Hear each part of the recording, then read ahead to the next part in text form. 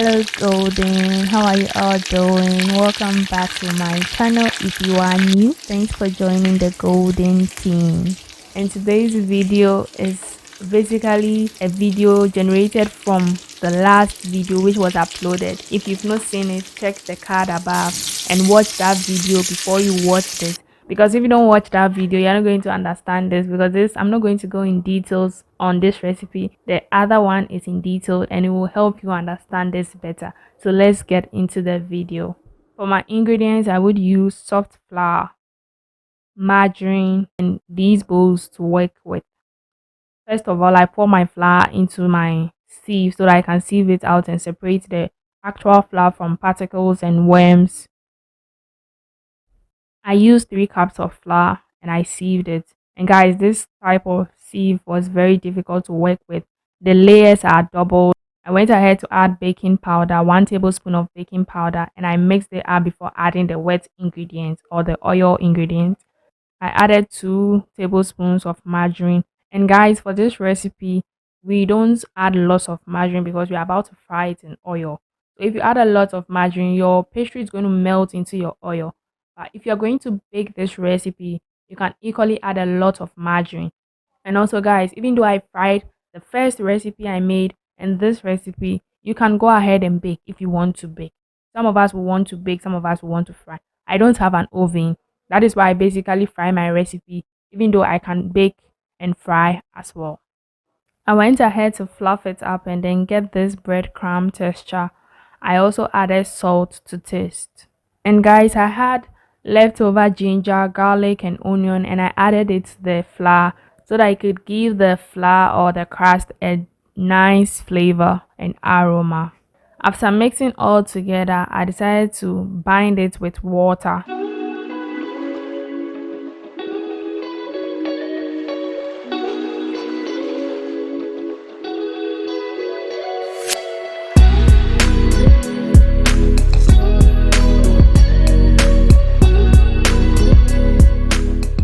As you can see guys, it has binded beautifully. I didn't overwork it, so we'll leave it on the counter for it to rest. And guys, covering your dough prevents it from drying, so I covered it with banku rubber or olonka rubber. Then I left it for it to rest and then cleaned my counter for the next part. And guys, for the filling, I'm not going to make a unique filling for this. I'm going to mix leftovers for the filling. And if you've not seen the video I posted before this, check the video out to understand why I have different types of filling in the quantity of filling I have now. I'm going to mix everything up. This is my leftover vegetable stew, which I made a video on. You can check it above. Reshuffle dish. This is also the leftover deviled egg, leftover vegetable, leftover egg yolk, and leftover sauce from the previous video. I've mixed everything up beautifully in a bowl and I'm about to add the sauce. Guys, for the sauce, I wouldn't use the oil on top. I'll try my best to separate the oil from the stew before adding it to the filling in the bowl. The reason being that there's margarine in the crust. I'm going to fry the pie, so why should I add lots of oil? It's not necessary. So I basically added the sauce I needed and then gave it a quick stir. I mixed it up and this is the result. Very beautiful. The aroma was very nice, it was tasty, and this is what I'm going to use to cut my pastry. So let's work on our pastry.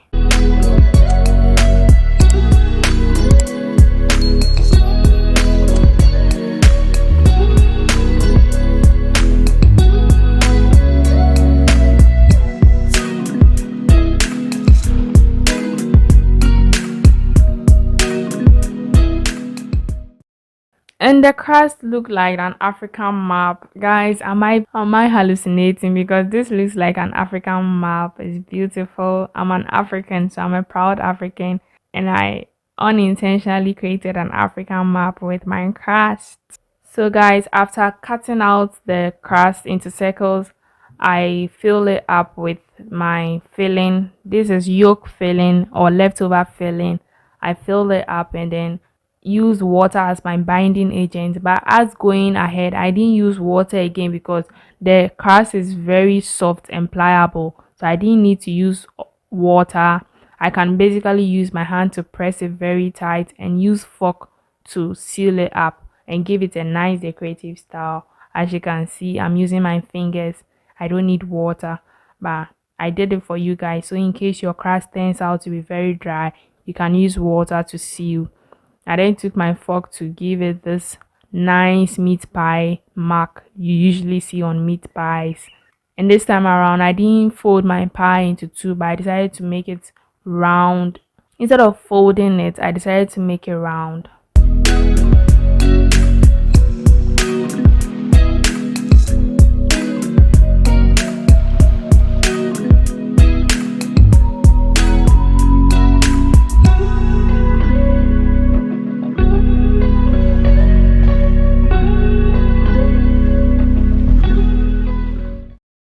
As you can see, it's beautiful, very filling. The filling is much, and you wouldn't get this on the street. On the street, they don't put filling like this in the pies. They just put corned beef, very small corned beef, and sometimes they just use onions. They fry onions and flavor it with salt and pepper.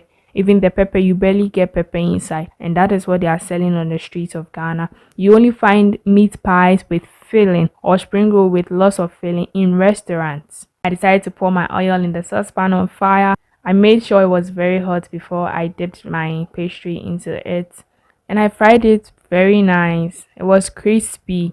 The edges were crispy and the interior was for filling, guys. It was very tasty. And if you want to enjoy your pastries, I will urge you to eat it the following day. Don't eat it the day you prepare it, because the day you prepare it, it looks soggy. It looks like everything is fresh.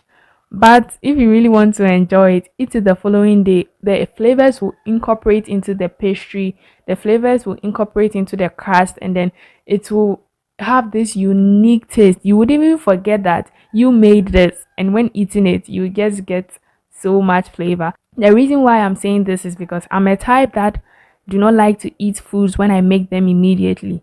And no matter how tasty the food is, if I make it, I can't enjoy. Someone will be enjoying it, but I can't enjoy. Sometimes I even feel like vomiting if I make food and I eat it immediately. That is what I go through. And I'm able to enjoy it the following day, or when it stays a little bit longer.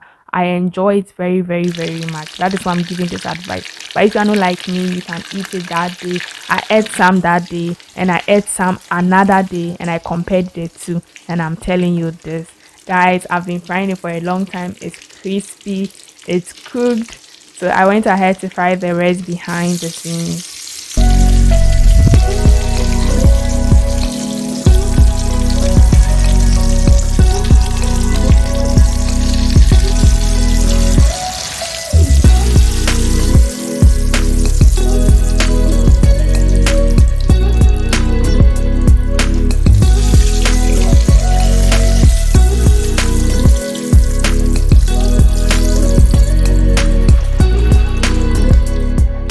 This was satisfying. It was very tasty, guys. I'm not going to lie to you. And if I want to compare this to the first video I made on pastry, this is the best. It's funny how I use the filling of that video to make this video, and this is rather the best when you compare the two. You see, sometimes when you put effort in something, it doesn't come out as you expect. But that one was also extremely tasty. But when comparing the two, this is very tasty. So guys, I am done. I have finished making this video. This was extreme, this was delicious, this was tasty, and as at now, as I'm editing, it's almost 3 weeks since I made this pastry, and there is some in the fridge and I don't want it to finish. So that is it for today's video. Thank you for watching. Thank you for liking to support your girl. And if you've not liked this video, like to support your girl, share to friends and family, comment in the comment section below, and subscribe for more videos like this. Until next time, peace.